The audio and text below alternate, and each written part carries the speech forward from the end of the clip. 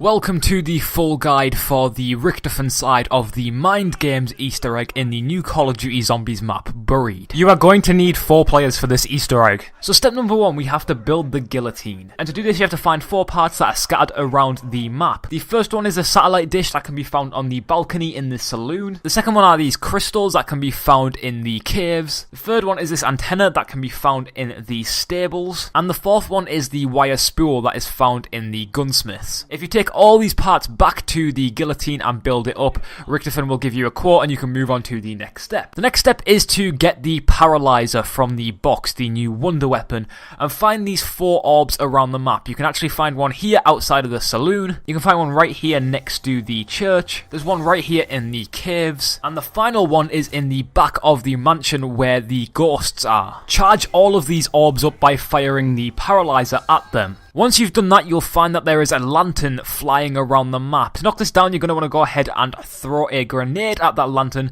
It'll fall on the ground and you can go ahead and pick it up. So now what you want to do is fill the lantern, and to do this you have to kill ghosts while you are holding it.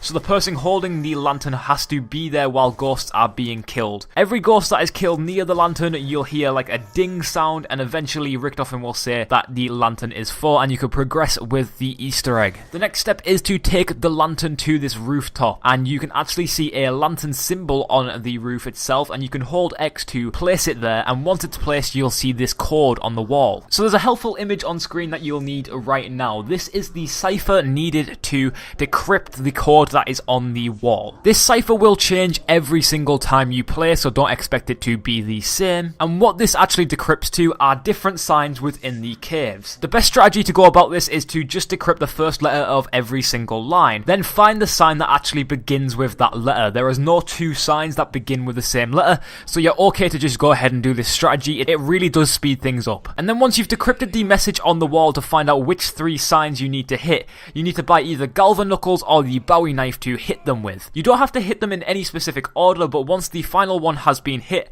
a wisp will come out the wall, and it's only visible if you have Vulture Aid. So what you have to do with the wisp is you actually have to chase it. Once you get close to it, you have to press X, and then it'll fly to a different place in the map. You have to get there quickly before the wisp disappears and resets. If you are too slow, it'll just vanish and you will have to knife the signs again. But if you get there on time, keep pressing X until it gets to the guillotine. Once it's at the guillotine, press X once more and it will get into position for the next step. So the next step is you need to lead zombies to the guillotine, and once they are lit up and they have these like blue balls on them, you have to kill them. And once you've killed 5 of those zombies, that is that step complete, and you can move on to the next step. Now the next step requires that you have time bombs, and you can get these from the mystery box. Now once you have the time bombs, you must place them down on the guillotine, on the board of the guillotine. And then you must get all 4 players to come over to the guillotine. Get 1 player to stand on each side of the guillotine and 2 players to stand on the other side of the guillotine. You have to really squeeze yourself against the guillotine. And once you've done that, go ahead and detonate the time bomb and you will be sent into infinity mode. Now within infinity mode you have a short amount of time, but you will be able to find your own character's dead bodies on the ground, and you will be able to search these dead bodies. One specific character will be holding a switch on them. This may take multiple times for you to find, and the character that is holding the switch will change every single game. Please keep in mind that in infinity mode you cannot kill any zombies unless you are using the big guy, but you can distract zombies with monkey bombs. So now you have to survive until the end of infinity mode and you are teleported back to the real world. Once you've done that, you'll find that the person that searched the body and received the switch now has the switch in their inventory, and you can go ahead and put that on the guillotine. Now you have to head to the maze, and the maze doors will actually have 4 levers on them. A blue one, a green one, a yellow one, and a red one, and you must activate these in the correct order. Now, there is only one way to know that you're activating these in the correct order.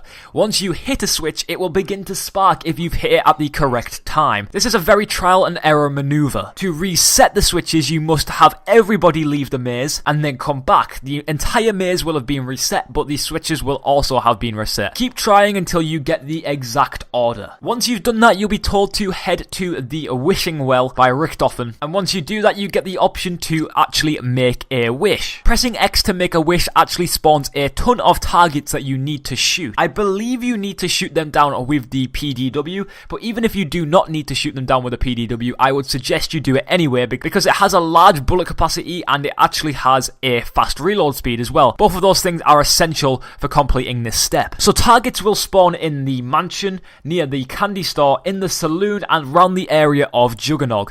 Assign one player to each of those areas, memorize the locations of the targets as they pop up, and you must shoot every single target before they drop. You are allowed to miss a target, don't worry, as long as you hit it before it actually drops to the ground. Once you've done that, that's it. You will unlock the 75 Gamerscore achievement Mind Games. But there is more to this Easter egg.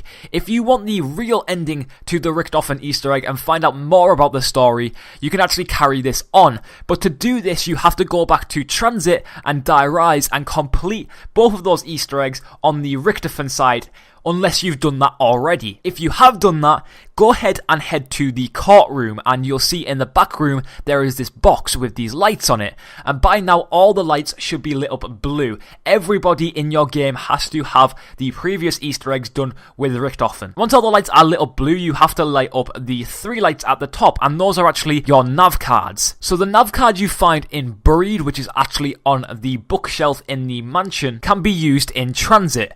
The nav card that you find in Transit can be used in Die Rise, and the nav card you find in Die Rise can be used in Buried. Once you've done that, the machine will be active. You can walk up to it, it will collapse, and there will be a button inside of it that says press. Press the button and you'll receive the finale of the Easter egg and the continuation of the Call of Duty Black Ops 2 Zombies story. You'll also be rewarded with a constant fire sale, the ability to carry 4 weapons at once, and perks that you keep when you go down. But anyway guys, thanks for watching this guide. I hope it helped. A like on this video would be very much appreciated, and goodbye.